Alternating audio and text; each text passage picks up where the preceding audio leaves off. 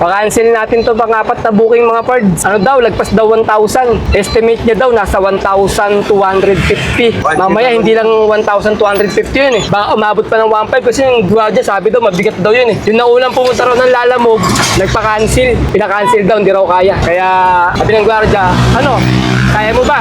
Tinanong ako ng gwardiya eh. Kaka-cancel ko na lang din eh. Nakakatakot yung ng gwardiya. Baka mamaya, hindi lang 1,250 yun eh. Tapos dagdag, 100 lang. Dapat yun, 2 booking na gawin nila, hatiin nila yun para kayang dalhin ng 1,000 kg. Malapit lang sana eh, dyan lang yung drop-off po. Papakancel ko na lang sa ano, ay sumagot nung nag-book eh, kaya tawagan ko. Sa ngayon mga pards, marami pa rin nakikipag-debate sa atin eh, tungkol sa pagbiyahe rito kay Lalamove eh, no? Pero ako, ayoko na makipag-debate sa inyo kasi pas na ako dyan eh. Kasi kung follower kita o subscriber or basher kita mga pards, pare-parehas naman tayong gustong kumita rito kay Lalamove o gusto mag-Lalamove, di ba? Kaya nga nanonood sa akin kasi gusto mo magkaroon ng idea. Kaya no hate na lang tayo. Magtulungan na lang tayo sa pagbiyahe rito kay Lalamove para pare-parehas tayong kumita mga pards, di ba? Ganun lang.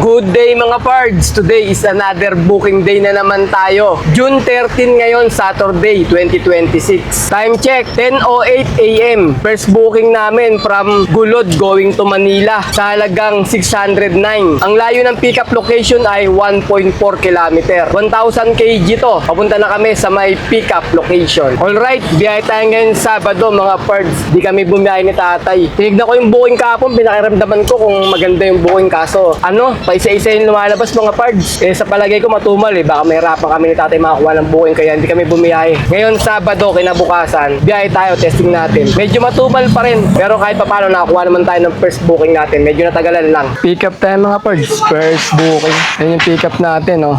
Angle bar. 10 angle bar daw yung pipick upin natin mga pards. Sigurado ka 8? Wala. Yan mga pards, pick up natin. 8 piraso angle bar lang pala. Saktong 11 AM mga pards, nakakuha kami ng pangsabay namin. From Novaliches proper going to East Camias sa halagang 345. Ang layo ng pickup location ay 1.5 km. 300 kg lang to. Papunta na kami sa may pickup location. Sa may first booking pickup namin mga pards, pagdating namin sa may pickup, wala rin yung ano, yung pag-pickupan namin. Pumunta ng palengke. Inantay pa namin. Kaya inabot din kami halos ng 30 minutes bago na ikarga yung kargamento. Ngayon, naghanap kami ng pangsabay. Ang hirap maghanap ng pangsabay mga pards na papuntang Manila. Meron, papuntang Manila kaso lalayo ng mga pickup. Nasa 10 kilometro. Para matumal ngayon. Buti na lang nakakuha tayo ng malapit-lapit sa amin. Kaso 300 kg lang. Pwede na to. Tsagaan muna tayo ngayon sa mga ganitong booking kasi parang matumal ngayon Sabado mga pards. Ang hirap maghanap ng booking. Kaya tsaga-tsaga muna tayo. Pick up tayo mga pards. Second booking. Yung pick up natin. Frozen meat. Yan yung pick up natin mga pards. 10 kilo kada isang box. 30 pieces yan. Una ko munang di-deliver mga pards yung papunta munang East Camias bago tayo mag-Manila sa may Santa Mesa. Yung unang booking natin yun, yung angle bar. Una mo namin di-deliver itong frozen meat, baka malusaw kasi ito eh. Mahirap na, napakainit ng panahon ngayon. Kaya yun ang unahin namin. Ang layo ng drop-off location namin ay 13 km. Alright, let's go! Nakakalahating buwan na tayo ng June mga pards. Pero yung panahon napakainit pa rin. Tingnan nyo yung panahon no? Sa likod ko sobrang init. Tapos sa harapan natin parang kumukulimlim siya mga pards. Parang gusto ko umulan eh. Pero kahit makulimlim na yung panahon banda rito, pero yung ano, singaw, napakainit, sobra mga pards. Di ko alam kung ilang degrees na to eh. Siguro nasa 40 degrees na eh. Talagang pagpapawisan ka sa loob ng sasakyan. Kahit ginagamit namin yung aircon namin ni tatay, wala, hindi kaya mga pards. Parang nasa sauna bath pa rin kami. Kaya mas maganda pa, naka-open na lang yung salamin namin, yung mga pintana namin. Kaysa mag-aircon tayo, masasayang lang din eh. Parang hindi mo rin nararamdaman yung aircon. Ganun ba talaga yung mga L300? Talagang mahina ba talaga yung mga aircon. Kasi napapansin ko din, yung ibang mga Euro 4, may sakay silang tao pero nakabukas din yung mga bintana nila. Tapos yung bandang driver, nakasarado. Ibig sabihin, naka-aircon sila kasi ang nakabukas lang yung likuran Yung mga pasero nila sa likod, hindi matiis yung init kaya binubuksan yung salamin. Yung driver, kahit pahinante, nakasarado yung salamin. Ibig sabihin, naka-aircon yun. Pero hindi talaga kaya ng aircon na L300 Mahina. Hindi kaya sa mga kotse, sa mga high-ace Paano napapansin ko, malalakas yung mga aircon nila doon pagka tinotodo nila. Dito, kahit itodo mo, baliwala. Hindi mo pa rin mararamdaman yung aircon. Natatalo ng init mga parts. Saktong alas 12 mga parts, drop off tayo first booking. Babalang natin itong mga frozen meat yung drop off natin. Papunta naman tayo sa may second booking drop-off location. Ang layo ng drop-off location ay 7.6 km. Alright, let's go! Dito ako dumaan mga parts sa may Doña Aurora Boulevard. Ang deliver pala namin sa may D-Mapa mga parts, Victorino Mapa. Yung pinakadulo nun. Bale, Santa Mesa pa rin yun Sa ngayon mga parts, marami pa rin nakikipag-debate sa atin tungkol sa pagbiyahe rito kay Lalamove pero ako, ayoko na makipag-debate sa inyo kasi pas na ako dyan Matagal na tayong pag-debate kay tungkol sa mga biyahe nga rito. Madalas, kesyo na saglit lang yung biyahe namin, kesyo malapitan lang, hindi kami lumalayo. Wala nang problema sa amin yun. Kasi yung mga ganong diskarte, kahit pa paano, kumikita pa naman kami ni tatay. Kaya hindi na kami nakipag-diskusyon pa, mahabang diskusyon.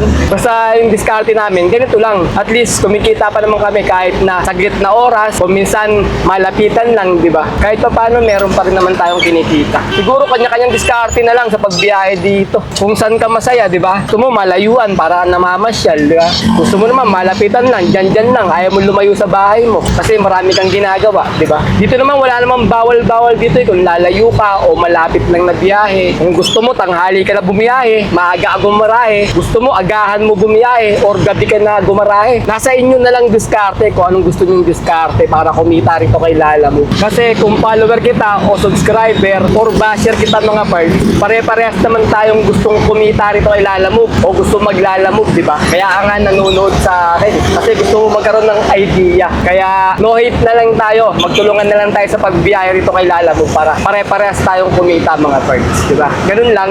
Drop off tayo mga parts sa 12:30. Baba lang tong mga angle bar.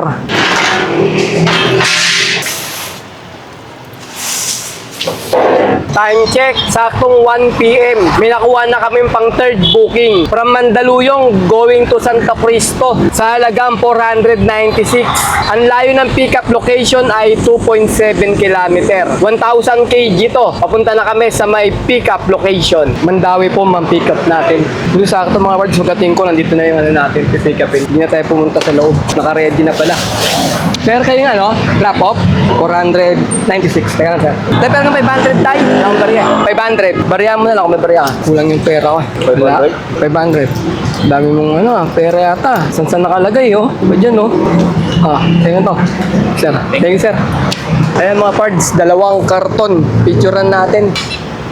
Yan. Okay, na-pick up na namin yung pang-third booking namin. Papunta na kami ng drop-off location. Ang layo ng drop-off location ay 12 km. Alright, let's go!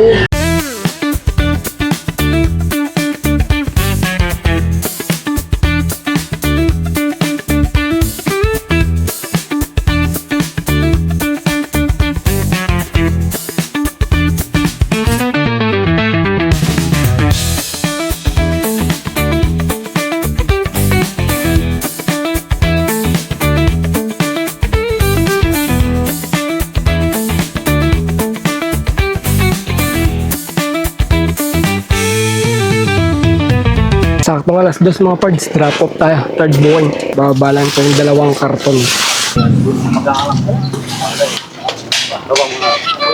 Time check, 2:11 PM. May nakuha na kaming pang-apat na booking. From Sauyo, going to San Bartolome, sa halagang 298. Nag-remark si sir dito, sabi gagawin daw 400 yung booking. Ang layo ng pickup location ay 4 km. 1,000 kg to. Papunta na kami sa may pickup location. Dito tayo mga pards, sa may road 8 tayo Paliko tayo ng Mindanao Avenue. Tapos U-turn tayo dito. Pag U-turn natin, bago dumating ng Carino Highway, dun na yung pickup natin ng pang-apat na booking. booking natin. Along Mindanao Avenue lang din mga pards yung pick up natin. Pa-cancel natin to pang-apat na booking mga pards. Ano daw, lagpas daw 1,000. Estimate niya daw nasa 1,250. Mamaya hindi lang 1,250 yun eh. Baka umabot pa ng 1,500 kasi yung gwardiya sabi daw mabigat daw yun eh. Yung naunang pumunta raw ng Lalamove, nagpa-cancel. Pina-cancel daw, hindi raw kaya. Kaya sabi ng gwardiya, ano, kaya mo ba?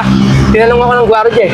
Kaka-cancel ko na lang din eh. Nakakatakot yung ng gwardiya. Baka mamaya, hindi lang 1,250 yun eh. Tapos dagdag, 100 lang. Dapat yun, 2 booking na gawin nila, hatiin nila yun para kayang dalhin ng 1,000 kg. Malapit lang sana eh, dyan lang yung drop-off po. Papakancel ko na lang sa ano, ay sumagot nung nag-book eh. Kaya tawagan ko. Time check, 2:35 PM. May nakuha na kami pampalit mga parts na na-cancel na booking. Ito yun no, from Sauyo, going to Commonwealth sa halagang 330. Ang layo ng pick-up location ay 2.9 kilometer. 300 kg lang to. Papunta na kami sa may pick-up location. Pick-up tayo mga parts.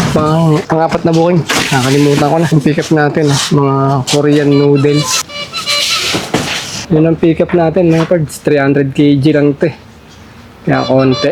Tumawag sa atin mga pards yung na-cancel na booking. Kasi napansin niya daw sa booking niya, sa apps niya, palayo na daw tayo. Tapos tumawag siya. Sabi niya, bakit daw hindi daw sinabi sa kanya na ika-cancel na pala natin yung booking. Sabi ko naman, tumawag ako, walang sumasagot, ring lang ng ring. Kaya isip ko, hindi na ako nasagutin ng client kasi papakancel ko nga. Dahil overweight nga yung pipick upin natin. Sabi niya, nagdagdag naman daw siya ng 100 sa booking. Kaya ano daw siya doon, nag-remark daw siya. At yung remark nyo ma'am, may dagdag nga 100 sa remark. Dadagdagan nyo 50 gallons. Kala ko yung 50 gallons na yon, saktong 1,000 kg lang. Yun sabi sa akin ng gwardiya, mabigat daw eh. Baka daw hindi daw kayanin ng sasakyan. Ginaganon ako ng gwardiya. Sabi ko, hindi mabigat yan. Hindi lang 1,250 yan. Ay ko, baka mga 1,500 pa yan. Yung unang pumuntang Lalamove daw, pinakancel. Dahil daw ang bigat daw, hindi raw kaya ng sasakyan. Kaya yung guard, ayaw na akong papasukin ng guard doon. Inaano niya muna ako. Kung talagang papayag ako, siguraduhin ko na daw. Kasi wala na daw atrasan nyo pag pumasok dun sa loob, di ba? Kasi nga, para na ano sila, yung unang pumasok dun, kinancel lang din, walang nangyari. Kumbaga napagod lang din sila. Siguro kinarga, tapos nung nakita mabigat, pinababa.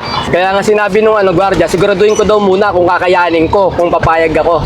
Natakot ako. Siyempre, sabi ko, wag na lang, cancel na lang kung ganun pala kabigat yun, sabi ko. Tinawagan ko kayong client, yung nag-book, di sumasagot, ring lang ng ring. Tapos ito na nga, pinapakancel ko sa Lalamove agent. Hanggang sa tumawag na sa akin yung client, bakit daw papalayo na raw ako, sabi niya.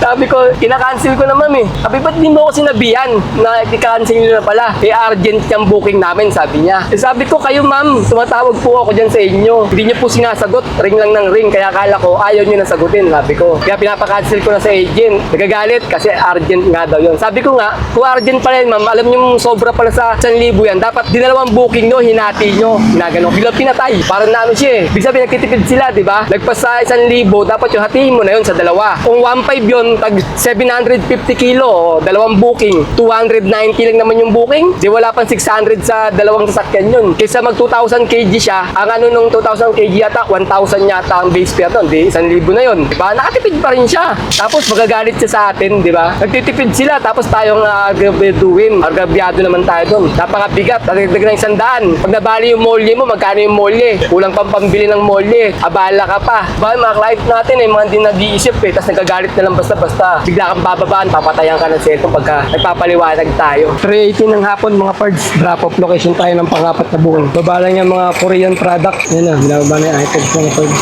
May tip tayo na 40 pesos. Nandito kami ngayon mga parts sa may Wilcon Depot, Commonwealth. Nag-aabang kami ng pang-5 booking na namin. No? Kakatapos lang natin ng 4 na booking natin i-deliver. Medyo mahirap maghanap ng booking ngayon. Matumal talaga. Ito meron dito. Santa Monica going to San Fernando. 600 kg. 894 lang. Bali, update ko na lang kayo mga parts pagka may nakuha na ako na pang-5 booking. Time check, 3:40 PM. May nakuha na kaming pang-5 booking. From Commonwealth going to San Agustin sa halagang 413. Ang layo ng pickup location ay 600 meters lang. 1,000 kg to. Papunta na kami sa may pickup location. Pickup tayo mga parts, pang-5 booking. Nasa may Commonwealth Avenue tayo. Yan yung pickup natin. Stante pala. Na-pick up na namin yung pang-limang booking namin. Papunta na kami ng drop-off location. Ang layo ng drop-off location ay 11 kilometer. Alright, let's go! Drop-off natin sa may Westlink College of the Philippines pala. Yan sa may Novaliches Bayan, mga pards. Malapit lang sana to eh. Kaso yung U-turn dito sa may Commonwealth, pabalik tayo. Then nasa likod natin yung papunta ng Novaliches Bayan. Ang U-turn natin sa may Batasan pa. Sa may Sandigan, mga pards, doon ang U-turn layo. Picturean ko lang sa restaurante ha. 4:50 na ng hapon, mga pards. Bale, magpapa-diesel na kami ni tatay dito sa may refill, Susano Road. Ito refill, 7760 yung diesel dito. Dito na tayo mga pards sa may Carino Highway. Bale, pauwi na kami ni tatay. Dahil Sabado naman ngayon, talaga matumal yung booking ngayon. Mahirap maghanap ng booking, mga pards. Mag-income reveal na lang tayo. Nakalimang booking kami sa maghapon at ang kinita namin ay 1,748. Nakakuha kami ng tip, mga 100 lang, mga pards eh. Pag inad natin dito, sabihin natin naka 1,800 na lang kami. Pagkatapos, bawasan natin ng 500 na diesel at 100 na pangkain, mga parts. Dito kami nagmimerienda ni tatay. Kaya bawasan natin ng 600. 1,800 minus 600 equals 1,200. Ayun mga parts, naka 1,200 kami ngayon na malinis. Labas na rin yung pangkain, pan-diesel, saka yung commission nila alam mo. Pwede na rin mga parts, naka 1,200 tayo ngayon Sabado. Kasi matumal naman talaga yung mga booking, tsaka mabababa. Ang hirap maghanap ng booking, mga parts. Sa baba ay maghanap ng 1,200 sa kalsada, aber. Sabihin nyo nga. Sa kaya hanap ng 1,200. Paano kung solo lang kayo? Kaya namang gawin ng solo driver lang yun, walang painante, di ba? O di may 1,200 ka, aber. Hindi ka pa ba masaya nun? Aber. Pero para sa amin natin, okay na yun kasi hindi naman araw-araw talagang laging maganda yung kita natin, mga parts. May araw din na matumal talaga. Magtsatsaga tayo pagka ganitong matumal. Kahit na malit yung kita natin, pagtsatsaga natin. Baka sa sunod na araw naman ay maganda naman ang kikitain natin, di ba? Kaya tsaga-tsaga lang talaga. O paano? Ayun lang. Kita-kita na lang ulit tayo sa mga susunod ko pang mga video. Maraming salamat.